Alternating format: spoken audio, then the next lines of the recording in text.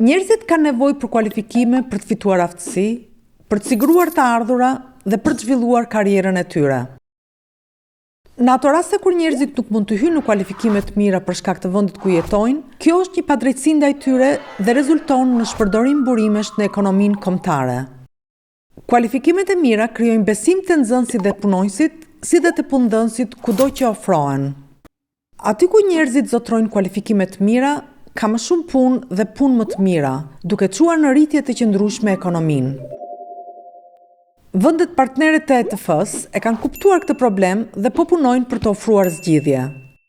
Shumë vende kanë marrë vendim për një kornizë kombëtare të kualifikimeve mund të ndihmojnë në këtë drejtim.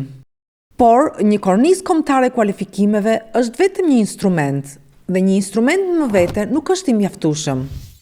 Qëllimi është të krijohen kualifikime të mira dhe për këtë kërkohet një sistem realisht funksional kualifikimesh. Sistemet mund të ndërtohen vetëm bazuar në një plan sistemik dhe gjatë rrugëtimit mund të ndeshen instrumente të vjetra apo të papërshtatshme, të cilat edhe mund të dëmtojnë sistemin. Kjo është arsyeja pse ETF ka përgatitur një paketë instrumentesh për të ndihmuar vendet partnere të gjejnë dhe të përdorin instrumentet e duhura. Në këtë paket përfshihen 4 grupime instrumentesh: kuadri ligjor, grupet e interesit, institucionet dhe sigurimi i cilësisë. Ne do të shqyrtojmë në mënyrë të detajuar secilin prej tyre, duke filluar me kuadrin ligjor, që mundëson një sistem më të mirë kualifikimesh.